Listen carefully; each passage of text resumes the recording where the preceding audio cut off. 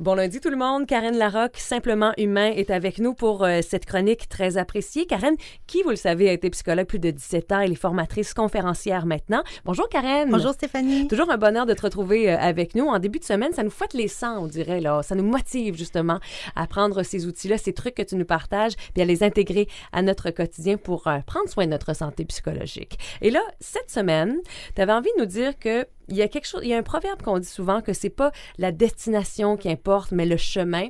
Et toi, tu dis, non, désolé, mais c'est les deux. Oui.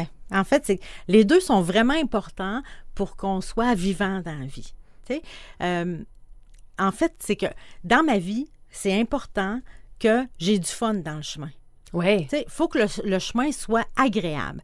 Puis, il faut que ma vie aille quelque part. Donc, un sens, si tu veux. Exact. Parce que si j'ai pas de destination, si j'ai pas d'objectif, si j'ai pas de projet, si je dirige pas où j'ai envie d'amener ma vie, en effet, ma vie va perdre de son sens. Fait que si admettons que ma vie est bien dirigée, j'ai des objectifs précis, je le sais où je m'en vais, mais que j'ai pas de fun dans la vie, je vais m'éteindre. Vraiment, là, je vais sentir mon niveau d'énergie diminuer. Puis, si j'ai bien du fun dans la vie, mais que je vais nulle part, que j'ai pas d'objectif de vie, que je dirige pas où j'ai envie d'aller, que ma vie aille, que j'ai pas de projet particulier, bien là aussi, je vais m'éteindre. Hey, c'est intéressant, ça. Ouais. Fait qu'il faut vraiment regarder les deux.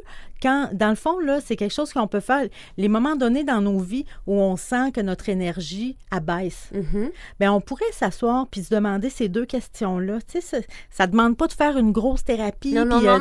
C'est deux questions assez simples de me demander, j'ai-tu encore du fun? J'ai-tu encore du fun dans la vie? Puis si ma réponse c'est oui, c'est je m'en vais-tu encore où j'ai envie d'aller dans la vie? Parce que la destination, on a aussi le droit de la changer, de la modifier, là, oui. tu sais, si ça me convient plus.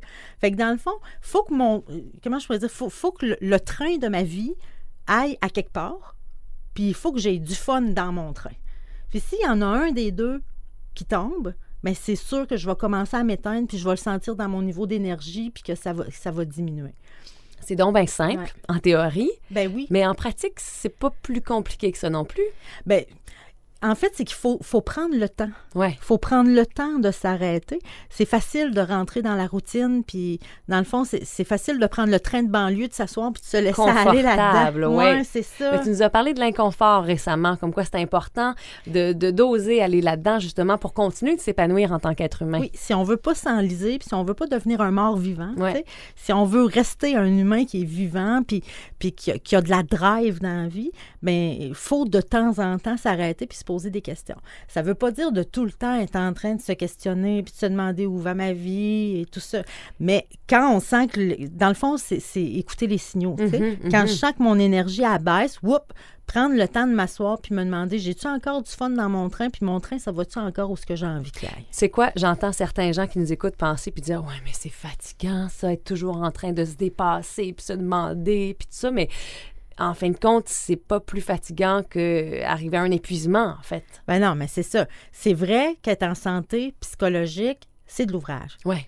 Mais sérieux, être en mauvaise santé psychologique, c'est de l'ouvrage. De mon point de vue, ça coûte certainement plus cher d'être en mauvaise santé psychologique que d'être en santé psychologique, mais c'est vrai que c'est exigeant. Comme physiquement. Physiquement, c'est exigeant d'être en santé physique. T'as raison. Il faut s'entraîner, il faut faire du sport, il faut bien manger, il faut prendre l'air. Bien, psychologiquement aussi. Puis c'est notre responsabilité. Ça vient avec l'effort, avec l'action, du moins, dans ce cas-là. Ouais. Et puis, tu dis, en fait, que ça s'applique également au couple. Puis c'est ce qu'on va voir ensemble la semaine prochaine. Oui, comment cette notion-là de fun dans le chemin et de destination s'applique aussi à la relation de couple pour garder la relation de couple vivante, parce qu'un couple aussi, ça peut s'éteindre. Oui, ben oui. Tu nous apprends pas grand-chose Je aujourd'hui. Le sais. Non, mais Karen, ça va être aussi l'objet d'une conférence qui risque d'être très courue, j'ai l'impression. Oui, la conférence qui s'en vient là, dans mon calendrier que je vais donner à plusieurs endroits, là, c'est un couple vivant. Oui, c'est possible. Karen, donne-nous donc un exemple de destination, parce qu'on comprend que le chemin, comme tu dis, le trajet, ben, c'est juste d'avoir du plaisir dans la vie de tous les jours, mais la destination en tant que telle, ça veut dire quoi? Bien, en fait, tu sais, des fois, il y a des destinations ultimes, tu sais, des grandes destinations comme je pourrais... Comme des rêves, dans le fond. Ben oui, comme je pourrais avoir le projet, tu sais, de terminer un diplôme. Je pourrais... Mais ça peut aussi être des plus petits projets, tu sais. Mais l'important, c'est que j'ai un projet puis que je m'en aille quelque part. Tu t'accroches là-dessus. Oui, pour te rendre jusque-là puis que tu aies du fun en te rendant. Mais là, des projets, ça ne dure pas une vie. Tu sais. Fait que souvent, quand on aboutit à un projet, quand un projet est terminé, quand c'est fini, quand on est rendu en fait à destination, c'est OK de prendre du temps pour se reposer. Mais, de rester en gare. Oui, exact. De rester en gare avant de repartir pour une nouvelle destination.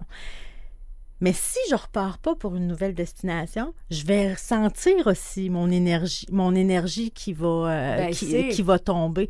Puis des fois, les gens ils disent, après un gros projet, tu as l'impression d'avoir... Oui, c'est ça, il y a un blues. En fait, c'est que ton train est rendu entré en gare. Puis c'est OK, tu peux te reposer si tu as besoin de te reposer, mais il va falloir que tu ressortes la carte puis que tu te choisisses une nouvelle destination pour continuer. On ne peut pas s'asseoir là-dessus puis dire, OK, c'est correct, j'ai un but dans la vie puis j'ai du fun dans la vie. C'est que nos buts dans la vie, à un moment donné, on les atteint.